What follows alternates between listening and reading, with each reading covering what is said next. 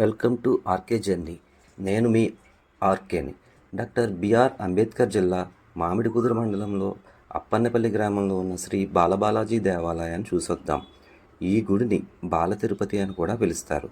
ఇక్కడికి చేరుకోవాలంటే అమలాపురం నుంచి 12 కిలోమీటర్లు, అదే రాజోలు నుండి అయితే 12 కిలోమీటర్ల దూరంలో ఉంది. ఈ దేవాలయాన్ని మొల్లేటి రామస్వామి, ఆదిలక్ష్మి దంపతులు నిర్మించారు.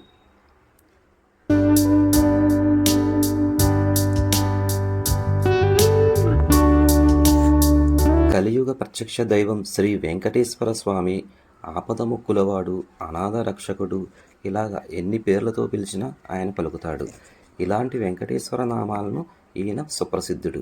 అయితే శ్రీ వెంకటేశ్వర స్వామి వారి ఆలయాలు భారతదేశ వ్యాప్తంగా ఎన్నో ఉన్నాయి.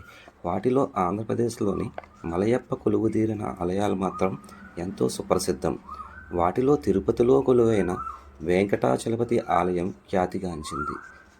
తిరుమల క్షేత్రం దేశంలో మాత్రమే కాదు, ప్రపంచవ్యాప్తంగా ఎంతో ప్రసిద్ధిగాంచింది. అదేవిధంగా ఆంధ్రప్రదేశ్లోని మరికొన్ని ఆలయాలు కూడా ప్రసిద్ధి చెందినాయి. వాటిలో ఒకటి పశ్చిమ గోదావరి జిల్లాకు చెందిన ద్వారకా తిరుమల, కాగా మరొకటి తూర్పుగోదావరికి చెందిన అప్పన్నపల్లిలో ఉన్నది. విశేషం ఏమిటంటే రెండు ఆలయాలు కూడా ఉభయ గోదావరి జిల్లాలోనే ఉండడం.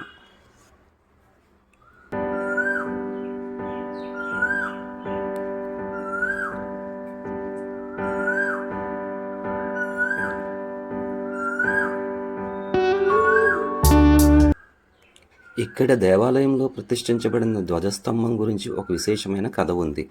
ఈ ఆలయ నిర్మాణకర్త మొల్లేటి రామస్వామి, కొందరు గ్రామ ప్రముఖులు ధ్వజస్తంభం కోసం నాణ్యమైన కొట్టబడిన చెట్టును కొనడానికి వెళ్ళినప్పుడు ధర విషయంలో తేడా వచ్చి కొనకుండా వెనుకకు తిరిగి వచ్చేశారు.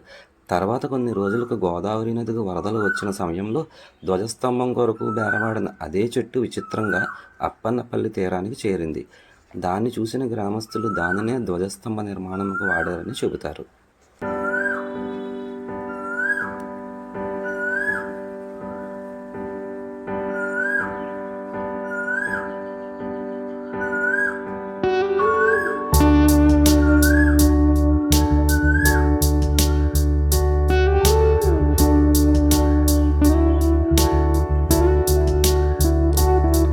అక్కడ జరిగే పూజాదులు, సేవలు, సాంస్కృతిక సేవా కార్యక్రమాల వలన విపరీతమైన ప్రచారం కలిగి భక్తుల రాకపోకలు విపరీతంగా సాగుతుండేవి. ఆ రోజుల్లో రామస్వామి యొక్క నిస్వార్థమ వలన ఆదాయం బాగుగా సమకూరి తిరుమల దేవస్థానం తీరుగా వచ్చిన వారందరికీ ఉచిత భోజనం, లోపం లేని వసతి కల్పించడంలో భక్తులు రాకపోకలు విపరీతంగా పెరిగి అత్యంత పెద్ద దేవాలయంగా గుర్తించబడింది. ఇక్కడ తలనీలాలు సమర్పించుకునే భక్తులు దగ్గరలో ఉన్న వైనతేయి నదిలో తలనీలాలు సమర్పించుకున్న తర్వాత ఈ నదిలో స్నానం చేసి స్వామివారిని దర్శించుకోవడం ఎంతో మంచిదని స్థానికులు చెబుతూ ఉంటారు.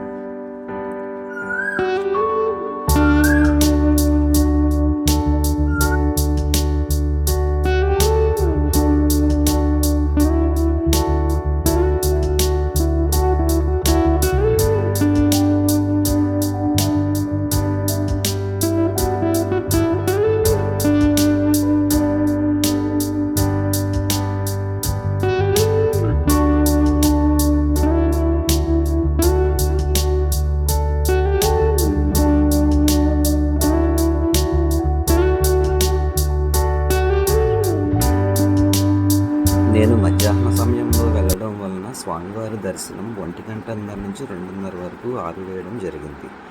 తిరిగి మళ్ళీ 2:30కి పునర్దర్శనం కల్పించడం జరిగింది.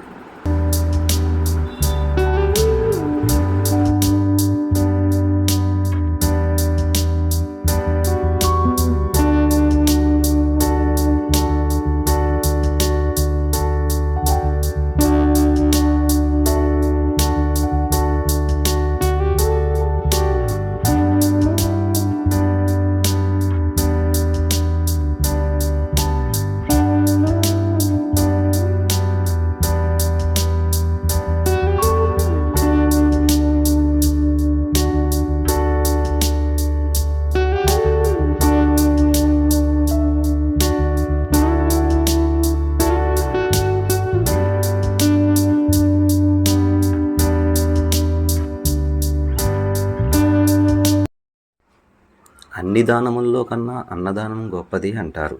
అలాంటి అన్నదానమును మొట్టమొదటిసారిగా ఈ ఆలయంలోనే ప్రారంభించారు. ఏదైనా ఆలయంలో తిన్న ప్రసాదం రుచి ఎక్కడా రాదు. ఇక్కడ అరిటాకు వేసి ఒక కూర, పప్పు, సాంబారు, మజ్జిగ వేసి రుచిగా శుచిగా వడ్డిస్తారు.